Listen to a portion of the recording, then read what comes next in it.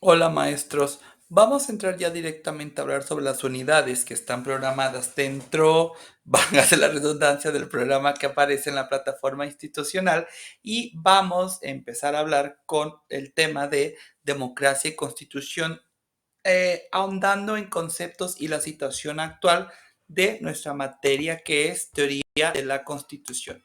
Y va a ser un tema bastante interesante porque vamos a hablar sobre democracia constitucional.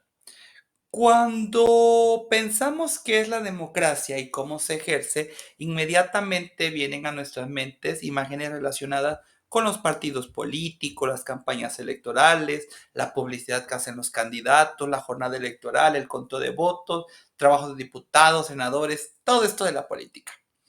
Y es que todo esto en efecto es parte de lo que se debe entender por democracia. Si no existiera alguno de esos elementos, no podría hablarse de que en un país hay democracia. No la hay si la existencia de partidos políticos está prohibida, si los candidatos no pueden hacer campañas electorales en las cuales se expresen con amplitud y libremente sobre todos los temas que afecten a la sociedad, si no se permite que los ciudadanos voten o si sus votos no son contados correctamente, si los representantes populares no pueden reunirse para discutir y aprobar las reformas que necesita un país o una región. Ahora bien, los regímenes democráticos contemporáneos suelen caracterizarse como democracias constitucionales.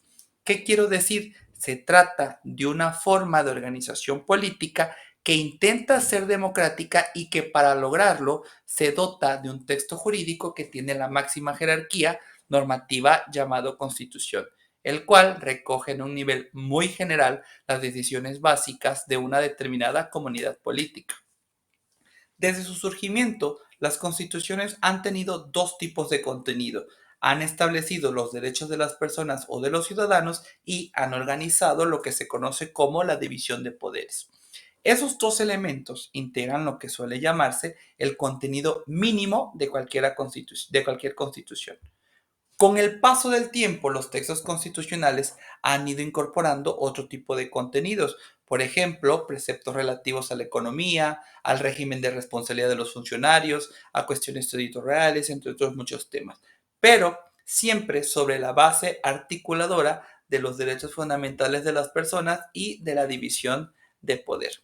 De esa forma, las reglas básicas del funcionamiento de la democracia han sido plasmadas expresamente en la Constitución, pero además hay aquí una especie de círculo virtuoso. Los contenidos constitucionales que les acabo de señalar vienen a robustecerse y enriquecer la forma en que se entiende el significado de la propia democracia. En efecto, las constituciones establecen cómo se debe de competir por alcanzar los puestos de representación popular y la forma en que se debe ejercer tales puestos y las facultades de sus titulares, el proceso legislativo, dirección de la política exterior, los nombramientos de los principales funcionarios del Estado, el mando de las Fuerzas Armadas, solo por mencionar algunos ejemplos. Todo lo anterior supone una dimensión formal de la democracia vinculada con dos procesos de toma de decisiones esenciales en cualquier régimen democrático: quién gobierna y cómo gobierna. Por ejemplo, en ese nivel llamado formal o procedimental de la democracia constitucional, se establece las cuestiones que determinan si un país tiene un régimen parlamentario o un régimen presidencial, si los legisladores son electos por 3 o por 6 años, si el presidente puede o no puede reelegirse, el tiempo de duración de las campañas electorales, los requisitos para formar un nuevo partido político. Es decir, las reglas vinculadas con la división de poderes suelen ser una extensión lógica de estas determinaciones. Por su parte, el establecimiento a nivel constitucional de un catálogo de derechos humanos añade una dimensión ya no formal, sino sustancial al régimen democrático, puesto que indica lo que no pueden hacer los gobernantes y lo que no pueden dejar de hacer.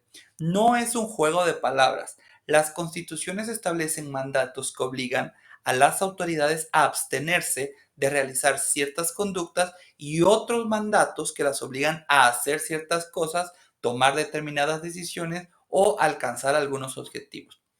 Puedo poner algunos ejemplos evidentes que explican lo que les acabo de señalar.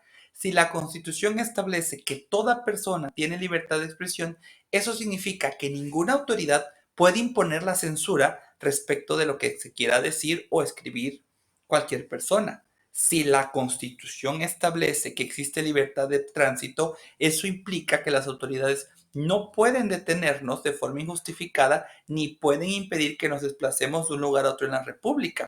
Estos ejemplos ilustran la dimensión de los derechos humanos a partir de la cual hay cosas que las autoridades y los particulares en casi todos los casos no pueden hacer.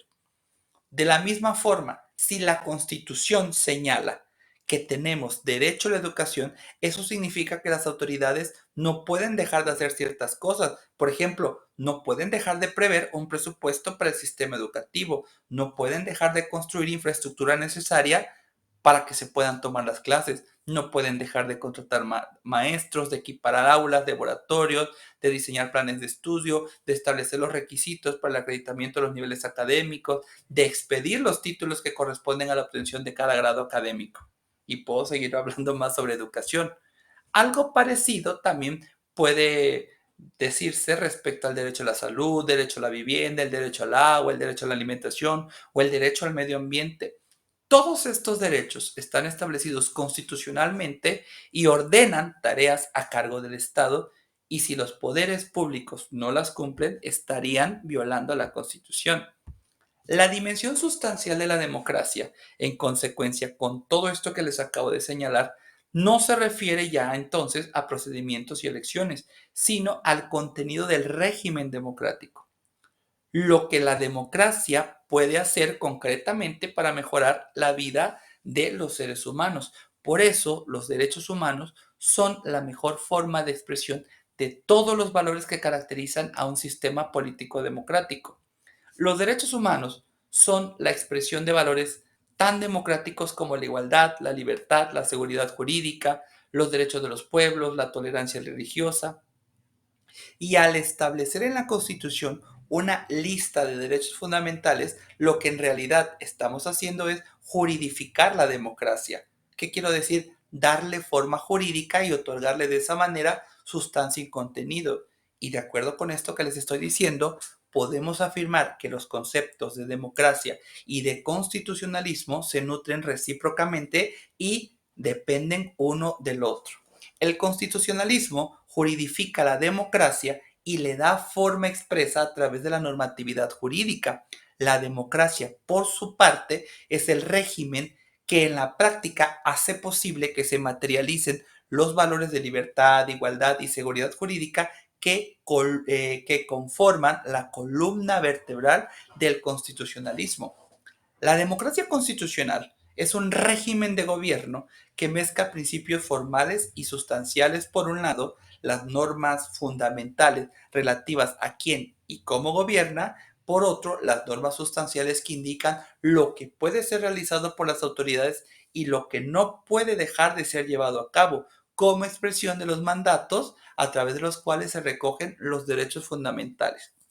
De esta forma, la democracia de nuestros días asegura los iguales derechos de todas las personas y convierte en realidad el principio de la soberanía, el cual pasa a ser entendido como cualidad del Estado o de la nación.